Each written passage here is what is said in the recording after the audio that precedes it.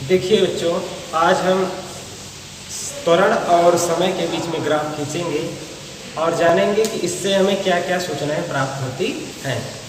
किसी भी वस्तु का अलग अलग समय अंतरालों में उसका त्वरण ज्ञात करके उसका त्वरण और समय के साथ जो ग्राफ खींचा जाता है उसे हम समय त्वरण ग्राफ या त्वरण समय ग्राफ कहते हैं। तो देखिए, यहाँ चित्र बनाया गया है और 3 चित्र बनाए गए हैं, ए, बी और सी। तो पहली कंडीशन में क्या बताया गया है कि अगर कोई वस्तु विरामावस्था में है तो उसका त्वरण क्या होगा, 0 होगा, और उसका जो भी त्वरण आप खींचेंगे उसका ग्राफ समय अक्ष के साथ ही रहेगा। तो इसका ग्राफ सिर्फ इसी लाइन पर स्थित होगा, समय लाइन पर। अगर वस्तु कैसी है, विरामावस्था में है या उसका वेग 0 है, ये विरामावस्था के लिए। दूसरा सेम ऐसे ही ग्राफ बना हुआ है। इसमें क्या है कि अगर किसी वस्तु का वेग नियत हो, अगर वेग कैसा हो, नियत हो, तो आप जानते हैं कि वेग परिवर्तन की दर को हम त्वरण कहते हैं। अगर वेग नियत हो गया तो इसका मतलब है कि वेग बदल नहीं रहा है, यानी वेग में कोई भी परिवर्तन नहीं हो रहा है। तब क्या होगा, तो त्वरण भी 0 होगा, और त्वरण जब 0 हो गया तो सिर्फ और सिर्फ समय बढ़ेगा, त्वरण की तरफ कोई भी ग्राफ आप नहीं खींच सकते हैं। तो इसका भी ग्राफ क्या होगा, सेम इसी ग्राफ की तरह समय अक्ष पर ही स्थित होगा। अब चलिए अगले ग्राफ को ध्यान से देखते हैं। ये ग्राफ बना है, इधर त्वरण को दिखाया गया है y अक्ष पर और समय को दिखाया गया है x अक्ष पर। इस बिंदु को मान लीजिए कि मूल बिंदु है, और मूल बिंदु को आप 0, 0 से ही प्रदर्शित करते हैं। इस मूल बिंदु से इस भुजा पर जब आप जाएंगे तो यह त्वरण को बताएगी। इस मूल बिंदु से जब आप x अक्ष की तरफ जाएंगे तो यह समय को बताएगा। समय के लिए यहाँ पे एक समय अंतराल लिया गया है, t1 और t2। इन दोनों समयों के बीच में जो अंतराल है कि t2 माइनस t1 कीजिए या t1 माइनस t2 कीजिए, तो बीच का जो भी समय आ रहा है उसे हम डेल्टा t से लिखेंगे। अब आप समझ लीजिए, जैसे कोई कहे कि 10 मिनट से लेकर 15 मिनट तक आपने क्या कार्य किया, तो चाहे आप 15 में से 10 घटाइए तब भी आएगा 5 मिनट, और चाहे 10 में से 15 घटाएंगे तब भी डिफरेंस आपका क्या आएगा, 5 मिनट। तो वही है कि चाहे t2 माइनस t1 कीजिए, चाहे t1 माइनस t2, तो आपका जो समय अंतराल डिफरेंस है हमको लेना है। अब देखिए आगे क्या हमको बताना है कि ये डेल्टा t समय है, समय अंतराल है, किसके बीच में है, t2 से लेकर t1 तक या t1 से लेकर t2 के बीच में जो समय अंतराल लिया गया है। और इस समय अंतराल में हम यह मानते हैं कि किसी वस्तु के वेग में परिवर्तन हो रहा है डेल्टा v। कितना परिवर्तन हो रहा है, डेल्टा v। तो इन दोनों के अंतर को हम त्वरण द्वारा कैसे लिखेंगे, ध्यान से देखिएगा।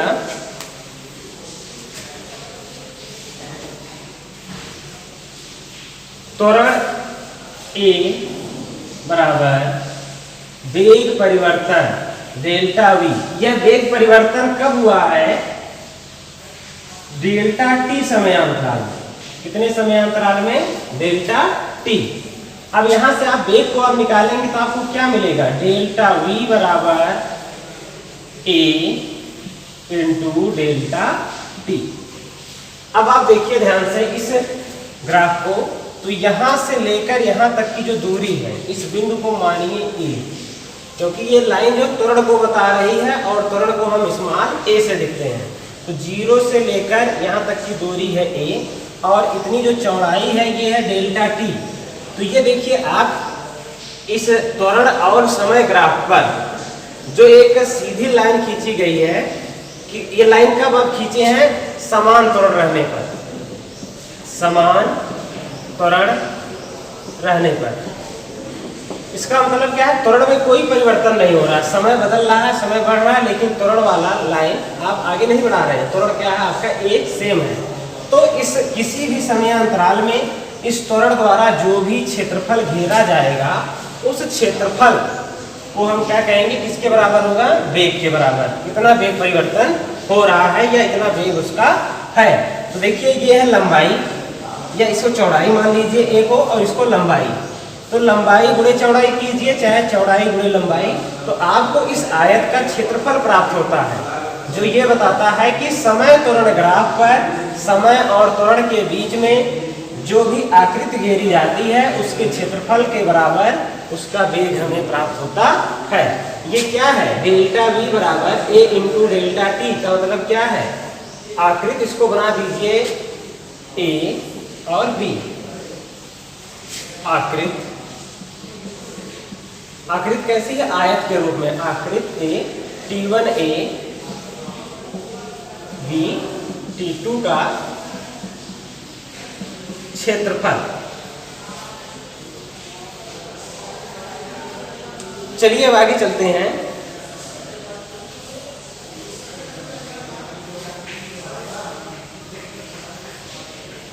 गति के समीकरण का, गति के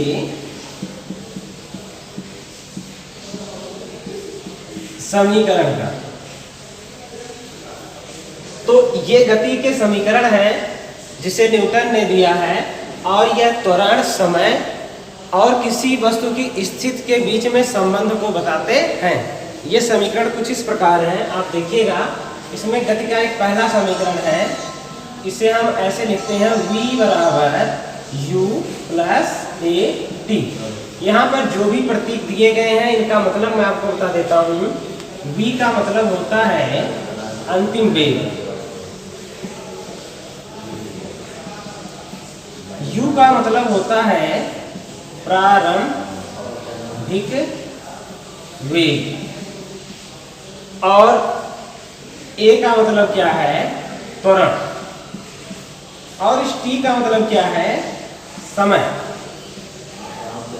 ये देखिए किसके बीच में संबंध बता रहा है, वस्तु के वेग, त्वरण और समय के बीच में संबंध के हैं। वेग समय के फलन के रूप में। ये समीकरण किसके रूप में है, वेग समय के फलन के रूप में ये समीकरण आपका है। v बराबर u प्लस a t।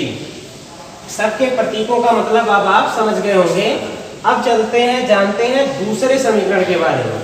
गति का दूसरा समीकरण क्या है, ये बताता है यश। यश का मतलब है किसी वस्तु की स्थिति या उसके द्वारा तय की गई दूरी। यश बराबर होता है ut plus half at square. देखिए u का मतलब आप जान रहे हैं, प्रारंभिक वेग। t का मतलब क्या है, समय। a का मतलब क्या है, त्वरण, और t का मतलब भी क्या है, समय। यश क्या है, वस्तु द्वारा चली गई दूरी। देखिए अब आगे चलते हैं। गति विस्थापन, वेग, समय के फलन के रूप में। ये समीकरण विस्थापन, वेग, समय के फलन के रूप में है। अब चलिए जानते हैं कि तीसरा समीकरण क्या है।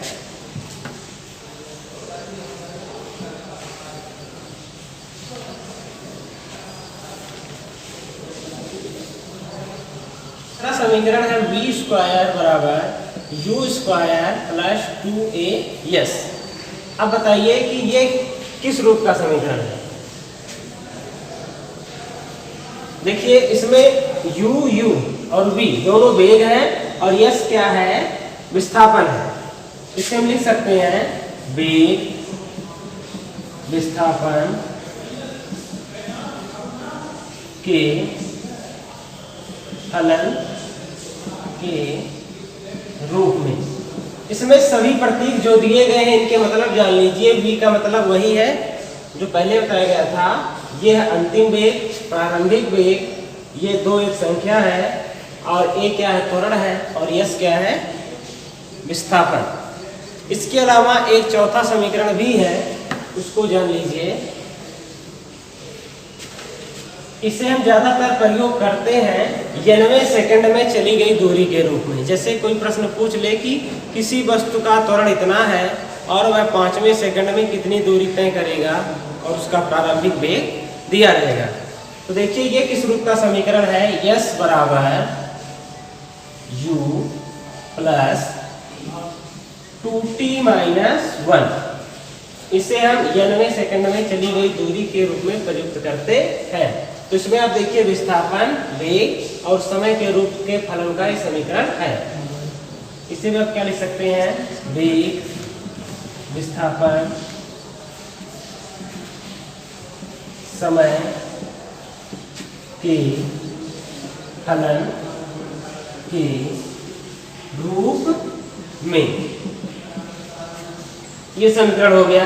s बराबर u plus half a 2t minus 1। यहाँ पर आप SN करके भी दिखा सकते हैं। SN का मतलब क्या है कि 90वें सेकंड में, 90वें सेकंड में जो भी दूरी तय करेगा, यहाँ पे t का मान दिया रहेगा कि ये 5वां सेकंड है, 10वां सेकंड है या जो भी है। तो चलिए अब इनके उत्पत्ति के बारे में बात करते हैं। इनकी ग्राफी विधि आप पिछले कक्षाओं में पढ़ लिए हैं, तो हम इनको कलन विधि द्वारा निकालेंगे।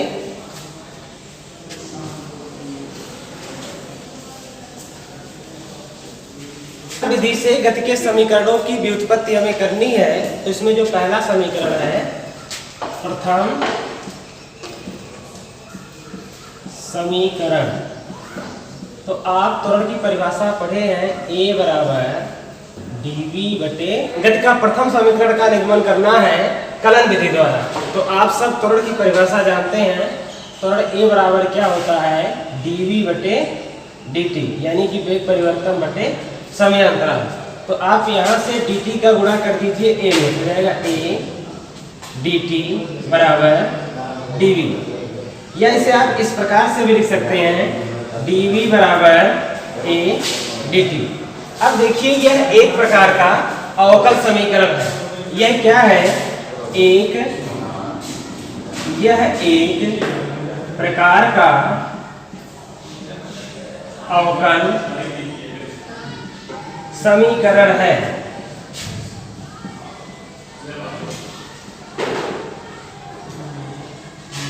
जिसे आप उचित सीमाओं के भीतर इसका समाकलन कर सकते हैं। और उचित सीमा क्या होगी, इधर वेग दिया है और इधर समय।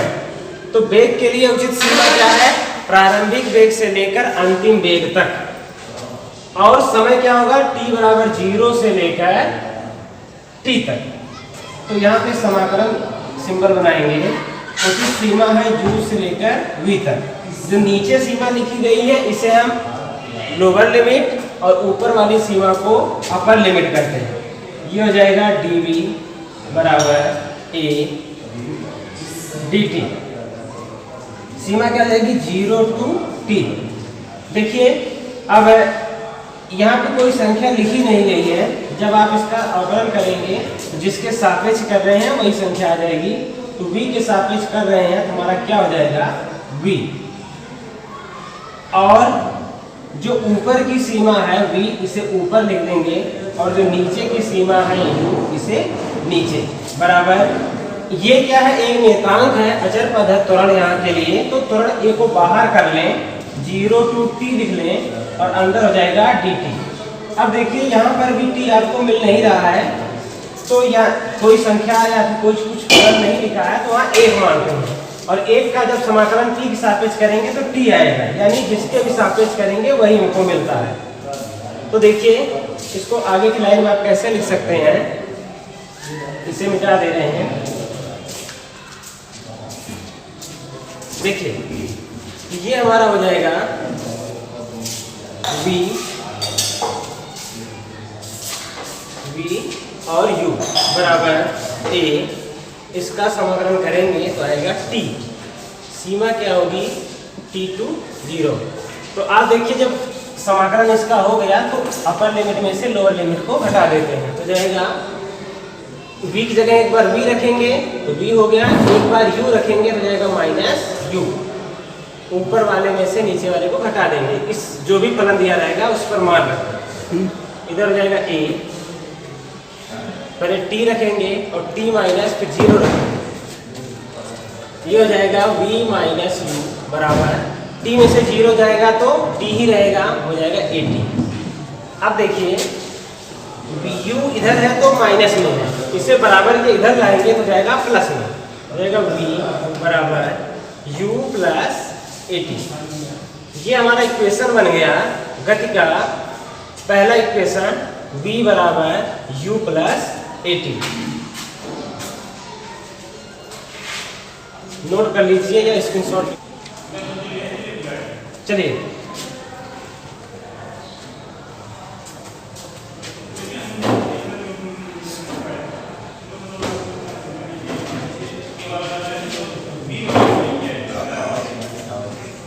अब गति के द्वितीय समीकरण का हम निगमन करेंगे। द्वितीय समीकरण के लिए हमें क्या लेना है? वेग की परिभाषा से, वेग की परिभाषा से क्या लेंगे? v बराबर होता है विस्थापन बटे समयांतराल। यहां से dt का गुणा v में कर दीजिए, हो जाएगा v इंटू dt बराबर ds। इसको इस तरफ लिख लीजिए, ds बराबर v इंटू dt। अब यह भी एक प्रकार का अवकल समीकरण है, इसका भी उचित सीमाओं के भीतर समाकलन करना है। तो उचित समाकलन क्या हो जाएगा? विस्थापन हमारा होता है 0 से लेकर s तक, समाकलन ds 0 to s, और समाकलन करेंगे v इंटू dt। अब आप एक चीज यहां से देखिए, इसकी सीमा हो जाएगी 0 से लेकर t तक। अब v की जो वैल्यू है इसको आप क्या लिख सकते हैं? v का पहले इक्वेशन में क्या माना है था? इसका जब अवकलन करेंगे तो हमारा आ जाएगा इधर का s, अपर लिमिट होगी s, लोअर लिमिट 0। इधर के समाकलन करने के लिए t 0 और v का वैल्यू था v बराबर u प्लस 80 गति के पहले समीकरण से। चूंकि v बराबर होता है u प्लस 80, यही मान रख दीजिए u प्लस 80 और बाहर दिया गया है dt। समाकलन कर दीजिए, इसकी वैल्यू रख के हटा दीजिए, हो जाएगा s माइनस 0 बराबर इधर का समाकलन करने के लिए हो जाएगा t to 0 u dt plus समाकलन 80 into dt 0 to t। s में से 0 कम करेंगे, आएगा s बराबर u का dt के सापेक्ष आप समाकलन करेंगे तो नहीं हो पाएगा, तो u को कॉमन लेके बाहर ले लेंगे, अंदर बचेगा t टू 0, यहाँ आएगा dt प्लस समाकलन t टू 0 at। ध्यान से देखिए a भी बाहर आ जाएगा क्योंकि ये अचर पद है या एक नियतांक टाइप का है। इधर बचेगा हमारा dt इंटू dt। अब देखिए s बराबर u, यहाँ अवकलन करने पर हमारा आएगा t, और t की वैल्यू आप क्या रखेंगे? t to 0 plus a। यहाँ पे हमारा समाकलन करने पे t का होता है t की power 2 upon 2, upper limit t to 0।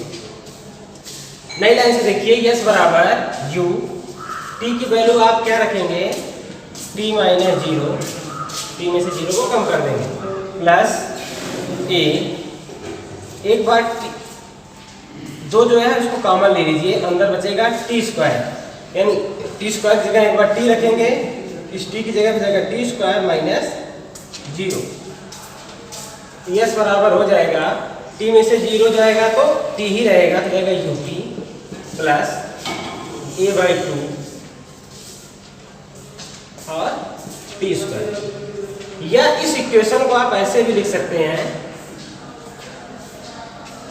संशोधित रूप करके, s बराबर ut प्लस a बाई 2 है, इसको 1 बटा 2 करके बाहर, यहाँ का a बचा रह जाएगा और ये है आपका t स्क्वायर।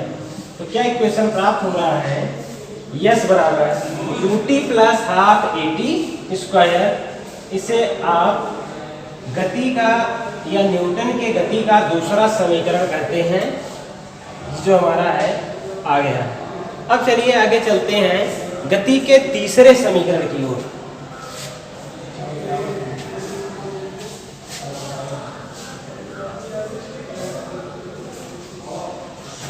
समीकरण, यहाँ पे ध्यान देने वाली बात है कि इसको भी हम त्वरण के द्वारा ही निकालेंगे। त्वरण A बराबर हमारा होता है dV/dt। इसको आप ऐसे भी लिख सकते हैं dV/ds गुणे ds/dt, यानी dV मिल गया और dt, ds से ds कट जाएगा तो वैल्यू 1 हो जाएगी। बस इसको सॉल्व करने के लिए हमने इसे इस रूप में लिख दिया है। अब आगे देखिए क्या करना है। आप जानते हैं कि v बराबर होता है ds/dt, क्योंकि ये होता है। तब क्या हो जाएगा हमारा a बराबर, ये पूरी वैल्यू हो गई v के बराबर, v और dV/ds, dV/ds, ds का गुणा a में कर दीजिए तो क्या हो जाएगा a इंटू ds बराबर v इंटू dv। इस इक्वेशन को पलट के लिख दीजिए, कैसे, v into dv, v into dv बराबर a इंटू ds।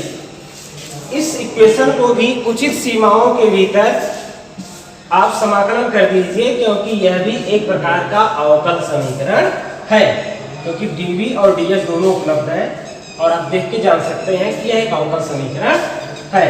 तो इधर की जो सीमा है ये क्या हो जाएगी, v से लेकर नहीं u to v, u से लेकर v तक, और इधर की भी सीमा क्या हो जाएगी, विस्थापन है 0 से लेकर s तक। देखिए इधर का जब आप dv के सापेक्ष समाकलन करेंगे तो आपकी वैल्यू आएगी v²/2। अपर लिमिट ऊपर लिख दीजिए और लोअर लिमिट नीचे। इधर का जब समाकलन करेंगे तो a बार s से लेकर 0 तक, और अंदर बचा रह जाएगा ds। नई लाइन से आप इधर देखिए, अब v की वैल्यू एक बार रख दीजिए इसमें, तो क्या हो जाएगा v²/2 माइनस u²/2 बराबर a। इसका अवकलन करने पर, समाकलन करने पर हमें प्राप्त होगा s, ऊपर लिमिट लिखेंगे s, नीचे 0। देखिए दो दो नीचे दोनों मिल रहा है तो आप लिख सकते हैं v² माइनस u²/2 बराबर a। अब एक बार इसकी वैल्यू s रख दीजिए और एक बार 0, तो v² माइनस u² बराबर a s/2। इसको आप चेंज कर दीजिए, 2 का यहाँ मल्टीप्लाई कर दीजिए, जिसे कहते हैं गुणा करना। v² माइनस u² बराबर 2a s, बराबर के इधर है u² माइनस में, बराबर के इधर भेजेंगे तो क्या हो जाएगा प्लस में, तो v² बराबर u² प्लस 2a s। ये हमारा गति का तीसरा समीकरण है। अब चलिए देखते हैं गति के चौथे समीकरण को। समीकरण इसे कैसे प्राप्त करेंगे, इसे भी आप वेग की परिभाषा से v बराबर ds/dt से dt का गुणा करेंगे इसमें तो क्या हो जाएगा, इधर बचेगा ds बराबर v dt। v की वैल्यू आपको पता है, गति के पहले समीकरण से क्या आई थी, u प्लस at, और ब्रैकेट के बाहर लिख दीजिए dt। दोनों समीकरणों का आप उचित सीमाओं के भीतर समाकलन करेंगे। मान लीजिए कि t-1 से लेकर t सेकंड तक वस्तु st दूरी तय करती है।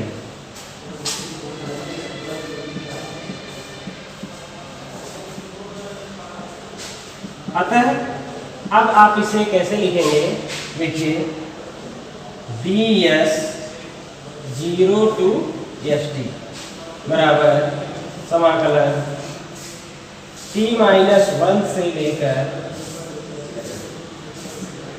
t तक u प्लस at और dt। अब देखिए इसका इक्वेशन आप जानते हैं कि इसके पीछे आपने एक बार अवकलन कर लिया है, समाकलन करने पर आपको क्या प्राप्त हुआ था, इसका समाकलन करेंगे तो आएगा s और अपर लिमिट होगी st और नीचे वाली होगी 0। इधर का अवकलन समाकलन करने पर क्या प्राप्त होगा, s बराबर ut plus half at square, limit क्या होगी t से लेकर t-1। अब देखिए ये वैल्यू एक बार रखेंगे हो जाएगा st माइनस 0 बराबर, एक बार t रखिए ऊपर में तो सेम यही मिलेगा ut plus half at square minus, अब माइनस वाले में आप पूरी वैल्यू रखिए u, t की जगह पे t-1 प्लस ये ब्रैकेट के अंदर ही है हाफ a t-1 का होल स्क्वायर।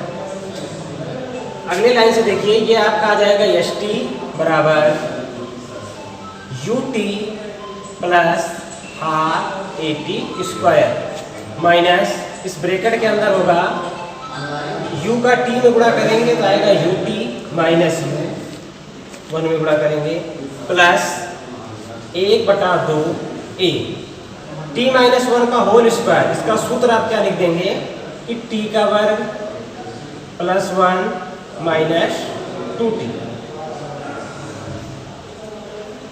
अब देखिए इस ब्रैकेट को आप खोल दीजिए, हो जाएगा st बराबर ut plus half at square minus ut plus u minus 1/2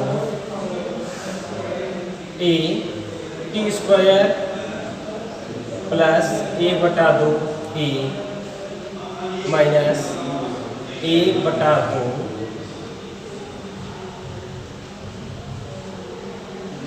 ये माइनस वाला जो है ये अब की बार क्या हो जाएगा, ये भी माइनस में रहेगा।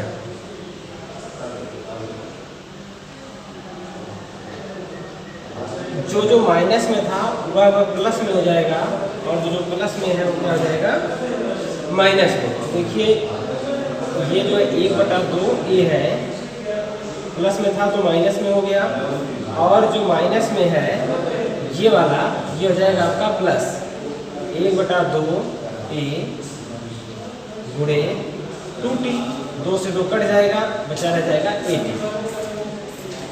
अब देखिए नई लाइन से ut से ut कट जाएगा, हाफ at स्क्वायर से हाफ at स्क्वायर कट जाएगा, तो बचा क्या रह जाएगा st बराबर u प्लस, यहाँ देखिए बचा क्या आपका है माइनस हाफ a और क्या बचा है प्लस at। अब देखिए यहाँ से आपको कॉमन क्या लेना है, st बराबर u, आप कॉमन ले लीजिए, इसको आगे कर लीजिए इसको पीछे, तो हो जाएगा plus at minus 1/2 a minus 1/2 a plus में करके आप बाहर ले लीजिए, हो जाएगा u प्लस 1/2 a को बाहर ले लीजिए, तो यहाँ पर देखिए क्या बचेगा, a तो बाहर चला ही गया, बचा है t और 1/2 है इसलिए हो जाएगा 2t, और ये पूरा बाहर चला गया माइनस चिन्ह छोड़ के, तो बचा रह जाएगा -1।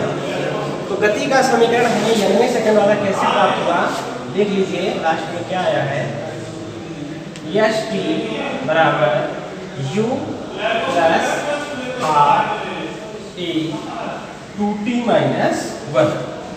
ये हमारे गति का चौथा समीकरण है, जिसे हम कहते हैं कि 90 सेकंड में चली गई दूरी को ज्ञात करने के लिए प्रयोग किया जाता है। गति के समीकरण अब चारों समाप्त हो गए हैं, कल इसके आगे आपको बताएं।